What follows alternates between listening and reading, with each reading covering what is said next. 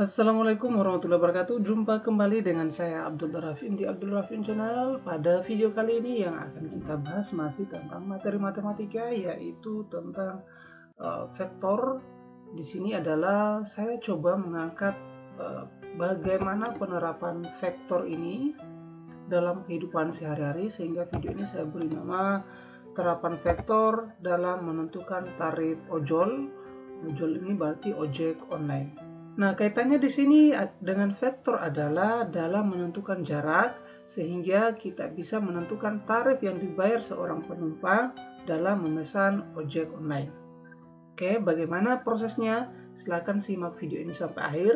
Bagi baru yang bergabung dengan Abdul Rafin Channel ini, jangan lupa di subscribe, like, dan berikan komentar, serta nyalakan tanda loncengnya agar mendapatkan notifikasi video-video terbaru dari Abdul Rafin Channel.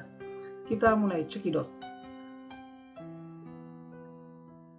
Nah, di sini saya coba munculkan tarif baru ojek online per 16 Maret 2020 yang dikeluarkan oleh Kementerian Perhubungan Kemenhub, ya, untuk 3 zona di Indonesia, yaitu zona 1, zona 2, dan zona 3, di mana zona 1 ini ada Sumatera, Jawa, dan selain Jabodetabek. Kemudian zona 2 itu adalah Jabodetabek, Jakarta, Bogor, Depok, Tangerang, dan Bekasi. Di sini juga sudah lengkap dengan tarif batas bawahnya, tarif batas atas, kemudian ada biaya jasa. Biaya jasa di sini dibayarkan penumpang untuk jarak tempuh maksimal 4 km. Nah, sampai dengan zona 3. Zona 3 ini meliputi Kalimantan, Sulawesi, Maluku, dan Papua. Nah, contoh soalnya seperti apa? Seperti ini, saya berikan contoh soalnya. Pak Raffi, warga yang tinggal di Kalimantan Selatan, naik ojek online rute Kimol ke Bandara Syamsuddin Nur dengan jarak mengikuti vektor berikut. Dari Jalan Bina Putra, koordinatnya 6,3, berarti ini 2 dimensi, ke Jalan Ahmad Yani, koordinat 4,1, kemudian ke Jalan Komet dengan koordinat min 3,2. Jarak yang ditempuh dalam satuan kilometer. Aplikator tersebut menetapkan biaya jasa minimal itu Rp8.000 untuk 4 km pertama. Jadi, uang yang harus dibayar Pak Raffi berdasarkan tarif baru ojek online di samping adalah uang yang harus dibayar Pak Raffi berdasarkan tarif baru ojek online di samping adalah titik-titik. Ini kita jawab. Permasalahannya seperti ini. Nah, permasalahannya seperti ini kita coba jawab bagaimana sih peran vektor dalam menentukan tarif seorang penumpang ketika memesan ojek online. Ini soalnya saya cantumkan kembali di sini, kita jawab. Kita beri pemisalan dulu. Ini misalkan koordinat Jalan Bina Putra dengan titik A, itu pemisalannya. Kemudian koordinat Jalan Ahmad Yani ini dimisalkan dengan titik B, dan Jalan Komet ini kita misalkan dengan C. Nah, jarak A ke B berarti jarak antara Jalan Bina Putra ke Jalan Ahmad Yani ini jarak A ke B, ya. Sehingga di sini AB sama dengan akar dari, ya, ingat konsep jarak, kita hitung secara manual di vektor, akar dari 4 kurang 6 pangkat 2 tambah min 1 kurang 3 pangkat 2. Ini dari mana angkanya? Berarti kita lihat dari sini, ya. 4 yang ini berasal dari ini, koordinatnya Jalan Ahmad Yani, dikurang dengan 6, ya, titik asalnya tadi, koordinat dengan Jalan Putra, ya, Bina Putra, kemudian min 1 dari sini, min 1 kurang 3 pangkat 2, dipangkatkan 2, maka hasilnya adalah AB sama dengan akar 4 tambah akar 16, diperoleh dari sini. 4 kurang 6 itu kan min 2, dikuadratkan menjadi 4. Min 1 kurang 3 itu min 4, dikuadratkan menjadi 16. Sama dengan akar 20 sama dengan 4,47 km. Karena di soal tadi satuannya di sini Ini satuan jaraknya gitu dengan kilometer. Jarak yang ditempuh dalam satuan kilometer. Kemudian jarak B ke C berarti dari Jalan Ahmad Yani ke Jalan Komet. Maka yang kita lihat di sini adalah akar dari min 3 kurang 4 pangkat 2 tambah 2 kurang min 1 pangkat 2 sama halnya dengan AB tadi, maka kita mengurangkan dari sini. Min 3 dikurang 4. Nah, kemudian dikuadratkan tambah 2 dikurang min 1 ini. Dan min 1 ini. Sehingga di sini 2 kurang min 1 pangkat 2. Maka hasilnya adalah BC sama dengan akar dari 49 ditambah 9. 49 dari min 3 kurang 4 pangkat 2 berarti min 7 pangkat 2 itu hasilnya 49. Kemudian 2 kurang min 1 berarti 2 tambah 1 dipangkatkan 2, 3 pangkat 2 sama dengan 9. Sama dengan akar 58. Ini disederhanakan menjadi 7,62 km ya. Silakan dihitung menggunakan kalkulator untuk menyederhanakan bentuk akar ini. Jadi akar 20 ini silakan dihitung menggunakan kalkulator. Nah, sehingga total jarak yang ditempuh oleh Pak Raffi dengan menaiki ojol yang dipesannya adalah nih, total jarak tempuhnya sama dengan AB tambah BC sama dengan 4,47 km ditambah 7,62 sama dengan 12,09 km. Ini jarak tempuhnya. Sekarang kita proses menghitungnya dengan tarif ojol yang dikeluarkan oleh Kemenhub tadi.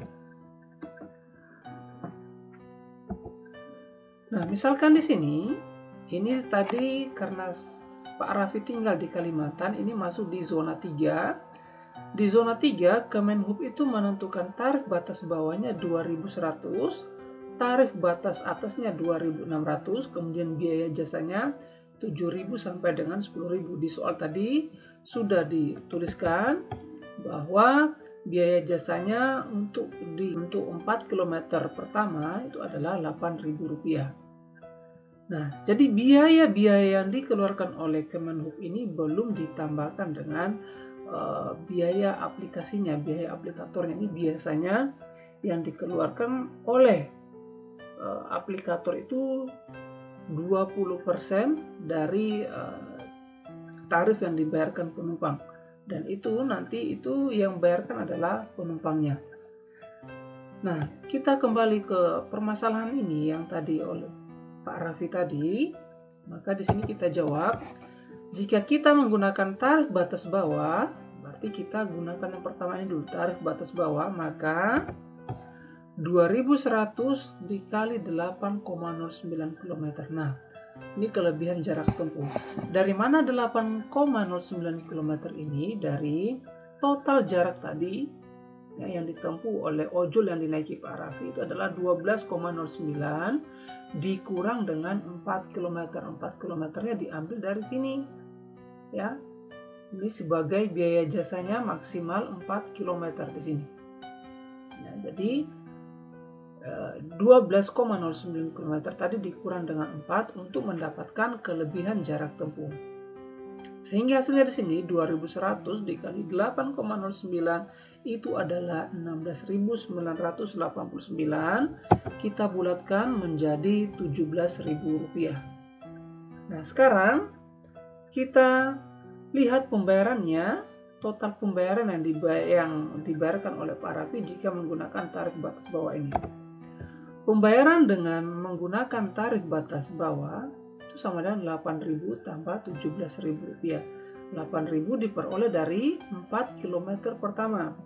17.000 ini diperoleh dari 2.100 dikali dengan 8,09 km. Hasilnya adalah Rp25.000 jika aplikatornya yang digunakan oleh ojol tersebut menggunakan tarif batas bawah. Namun, jika menggunakan tarif batas atas paling tinggi, ya, boleh juga nanti menggunakan, ini terserah tergantung aplikatornya ya. Boleh menggunakan di pertengahan 2.100 dengan 2.600 ini misalnya 2.400 atau 2.500 itu terserah.